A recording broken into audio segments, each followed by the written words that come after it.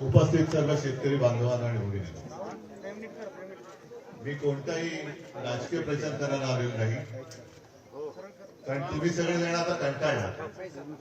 दरवेळेला निवडणुका आले का आम्ही सगळे राजकीय नेते येतो आणि तुमच्या कोपऱ्याला गुळ लावून जातो.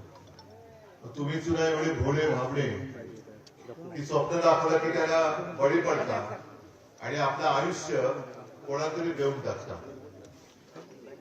मराठवाड्यावरती आणि एकूणच महाराष्ट्रावरती या गेल्या वर्षभरात आपत्ती मागून आपत्ती कोसळते. पाऊस थांबायचं नावच घेत नाही. म्हणजे असं वाटायला लागलं की हा पाऊस आता थांबणारच नाही, सलग म्हणजे आपली पाठच सोडत नाही. कधी नव्हे तेवढं मोठं संकट या मराठवाड्याने अनुभवलं. मला नाही वाटत एवढी आपत्ती यापूर्वी कधी मराठवाड्यावरती कोसळली असेल. कारण साधारणतः आपला मराठवाडा हा अवर्षणग्रस्त असतो. एवढा पाऊस कधी, जे अनेक ज्येष्ठ शेतकरी आहेत त्यांनी सांगितलं की त्यांच्या आयुष्यात कधी पाहिला नव्हता. मी त्याही वेळेला आलो होतो. साधारणतः पहिला जो मोठा पाऊस झाला त्याच्या तिसऱ्या का चौथ्या दिवशी मी मराठवाड्यात आलो होतो. माझ्या दौऱ्याची टिंगल केली गेली, ठीक आहे. आणि मी तुमच्याशीच बोललो, शेतकऱ्यांशीच बोललो. आणि शेतकऱ्याची जी मागणी होती आज परत तुमच्यासमोर बोलते ती योग्य आहे का अयोग्य मला सांगायचं. एक तर हेक्टरी 50,000 रुपये शेतकऱ्याला मिळाले पाहिजे, ती शेतकऱ्यांची मागणी जी मी लावून धरलेली आहे. बरोबर आहे का चूक आहे? आणि जे थकीत कर्ज आहे, कर्ज फेडणार कसं तुम्ही आता? कारण हातातला सगळं पीक तर गेलंच. खरीप गेला तर रब्बी सुद्धा कसा घेणार? कारण जमीनच खरडून गेलेली आहे. मग आपलं दयावान सरकार, त्यांचा अभ्यास चालू आहे. मी मुख्यमंत्री होतो, मी माझं काही मोठेपण नाही सांगायला आलो, मी माझं कर्तव्य केलं होतं. कारण मला असं वाटलं की कधी नाही ती एक संधी, अनपेक्षितपणे मी मुख्यमंत्री झालो होतो. कोणी मागण्याची वाट नाही बघितली मी, ना कोणती समिती नेमली. कोण आलो होतं माझ्याकडे मागायला कर्जमुक्ती? कोणीच नव्हतं. पण मी माझं कर्तव्य म्हणून केलं होतं. मग आता हे जे काही अभ्यास करतायत, माझं म्हणणं असं आहे की त्यावेळेला मी कर्जमुक्ती करून दाखवली होती ना, मिळाली होती की नव्हती तुम्हाला? सगळी माहिती तिकडे गोळा केलेली आहे ना. मी काही घरी नाही घेऊन गेलो ती माहिती. सगळ्या शेतकऱ्यांची सर्कल निहाय माहिती सरकार दरबारी जमा आहे. मी जी काही यंत्रणा लावली होती ती यंत्रणा सुद्धा सरकारी यंत्रणा होती. मी काय खैरे साहेब, अंबादास आणि आपले सगळे लोकांना घेऊन नव्हतं पाठवले पैसे घेऊन. सरकारी यंत्रणा वापरली. ती सरकारी यंत्रणा सुद्धा सरकारकडे आहे. महात्मा फुले यांच्या नावाने आपण शेतकरी कर्जमुक्त योजना राबवली होती. तिची संपूर्ण माहिती ही सरकार दरबारी आहे. अभ्यास कसला करताय? परदेशी समिती नेमली. कोण परदेशी? म्हणजे आपले प्रवीण परदेशी माहिती आहे, पण मुद्दामून म्हणते परदेशी समिती येणार आणि माझ्या स्वदेशीची माहिती घेणार. कसला अभ्यास करणार? मग मधल्या काळामध्ये जरा शेतकरी एकवटला होता असं वाटलं होतं गेल्या आठवड्यात. मला वाटलं काहीतरी होईल. पण परत एकदा मुख्यमंत्र्यांनी कोपऱ्याला गुळ लावला. कधीची तारीख दिली आता? 30 जून. आज महिना काय सुरू झाला? पहिलं कर्ज फेडलेत. फेडण्याची ताकद आहे. जमीन खरडून गेले, त्याच्यामध्ये माती मिळाले. बरं, मला एक खरोखर सांगा, मी याच्यात परत सांगतो, राजकारण करायला आलो नाही. जे काही पॅकेज जे अर्धवट आहे, म्हणजे नाहीच आहे पॅकेज, ही थट्टा आहे. कारण आता येताना 2-3 दिवस ज्या बातम्या येत आहेत, पीक विम्याचे पैसे किती लोकांना मिळाले हात वर करून सांगा. आणि मला जे काही अज्ञान आहे मी कधी लपवत नाही, मी माहिती घेतो. साधारणतः मला सांगा कोणीतरी एकाने की कोणी पीक विमा इकडे भरला होता, त्याची माहिती घेतली होती? भरलाय? मग आता तुम्ही ज्याने भरल्या त्यांनी सांगा तुम्हाला तुमच्या नुकसानीपायी किती पीक विम्याची रक्कम मिळायला पाहिजे होती? नाही मिळायला किती पाहिजे होती? अरे नाही, पण मला रक्कम सांगा ना, मग मी पुढचं बोलतो. पण साधारणतः रक्कम किती?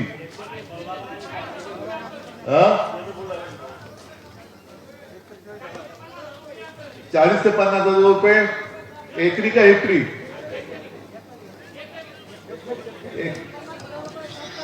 बरोबर आहे ना. 50,000 रुपये कापसाला, सोयाबीनला वेगळे, मोसंबीला 80,000 रुपये.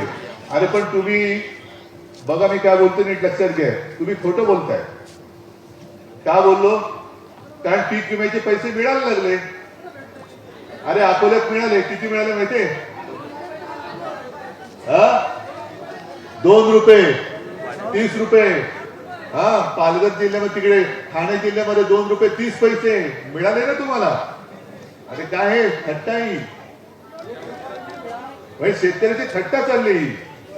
आणि मुख्यमंत्र्यांना सांगितलं, मुख्यमंत्री म्हणतायत की आता जर का मी कर्जमाफी केली,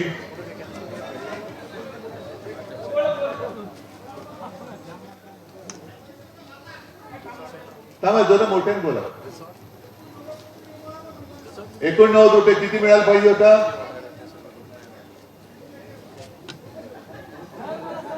भाई जेवढे तुम्ही भरले, आता ज्याने 2 हे 6 रुपये आले, बँकेचं स्टेटमेंट आहे. आणि मुख्यमंत्र्यांनी एक अजब शोध लावलाय. म्हणजे मी कर्जमुक्ती केली होती, मी हा विषय नाही बघितला, पण मुख्यमंत्री म्हणतात आता जर का कर्जमाफी केली तर बँकांचा फायदा होईल. आता मला हे कोणीतरी गणित सांगायचं, बँकांचा फायदा होऊ न देता कर्जमाफी कशी करतात? आणि आता जर का कर्जमाफी किंवा कर्ज नाही फेडलं तर पुढचं कर्ज तुम्हाला मिळणार का? खरीपाचं कर्ज मिळणार का?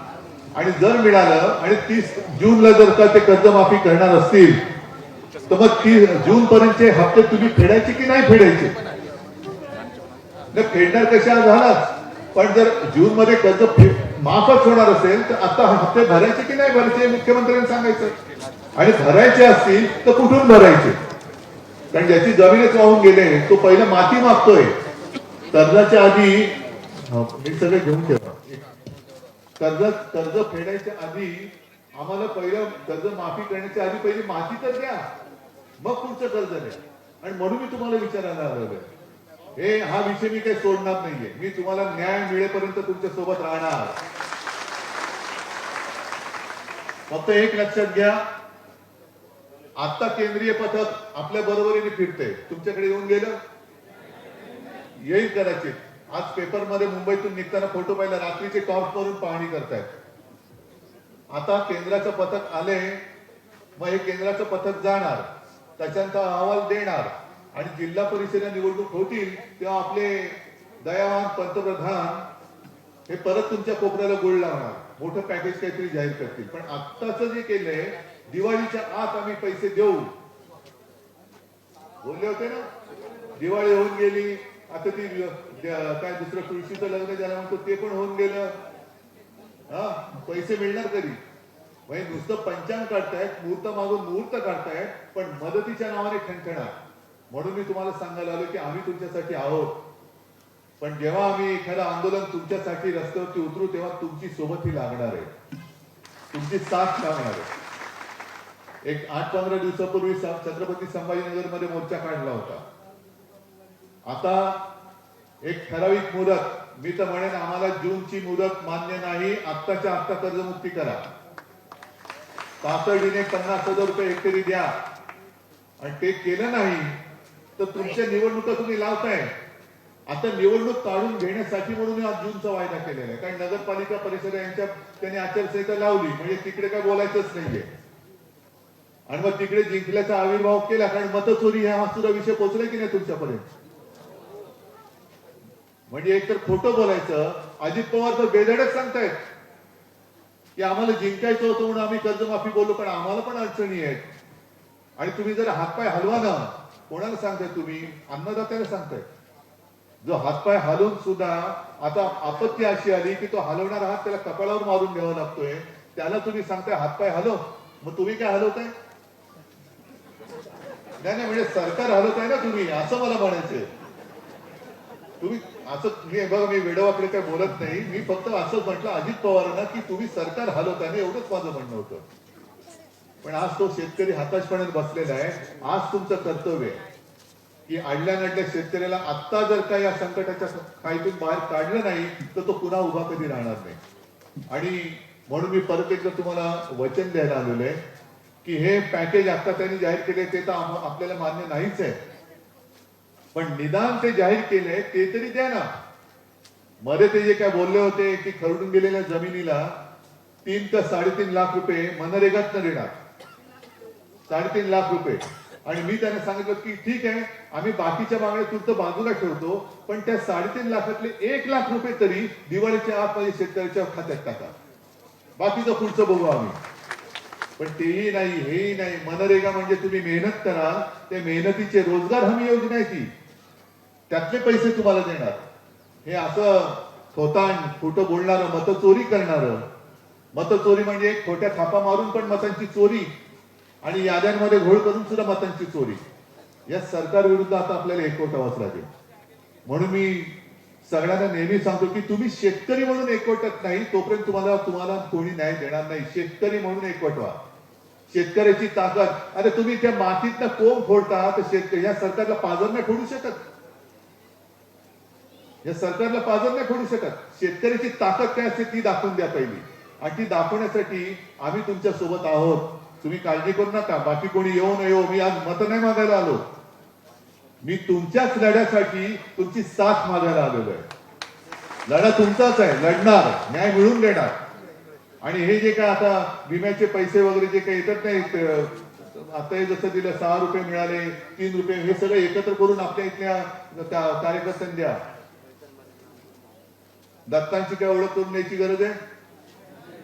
आता त्यावेळेला लढलो होतो, बाहेरून मतदार आणले आणि पराभव केला आपला.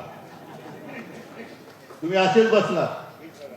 20,000 मतदार, हे मतचोरी बोलतो ती हीच बेधडकपणाने सांगतायत. कोण काय वाकडे करणार? बाहेरून 20,000 मतदार घेऊन आलो आणि आम्ही जिंकलो. अरे लाज वाटली पाहिजे, लाज वाटली पाहिजे अशा आमदाराला. बरं आता बसल्याचं बसलाय, दे ना माझ्या शेतकऱ्याला काहीतरी दे. पण काळजी करू नका, ठीक आहे, सरकार येतं, सरकार जातं, पण तुम्ही आणि आम्ही जागच्या जागी राहतो. आम्ही तुमच्या सोबत आहोत आणि तुम्हाला न्याय मिळवून दिल्याशिवाय राहणार नाही. फक्त या सगळ्या गोष्टी ज्या ज्या तुम्हाला अनुभवाला येतील, हो ते आता दत्त गोडले बोलले ना, प्रशासनाच्या सगळ्या गलथान कारभारामुळे महापूर येऊन गेला. म्हणजे एक तर आसमानी खाल्लं सुलतानी, आणि यांना आपली खुर्च्या काही सोडत नाही. म्हणजे आज मी मराठवाड्यात फिरतोय, मुख्यमंत्री कुठे आहेत? कसं आहे बा, आहे ना बिहारमध्ये. आणि तिकडे बिहारमध्ये सांगतायत की माननीय पंतप्रधानांचं सगळ्या राज्यांवरती प्रेम आहे, महाराष्ट्रावरती पण प्रेम आहे, पण सगळ्यात जास्त प्रेम पंतप्रधानांचं हे बिहारवरती आहे. हे आपल्या महाराष्ट्राचे मुख्यमंत्री सांगतायत तिकडे.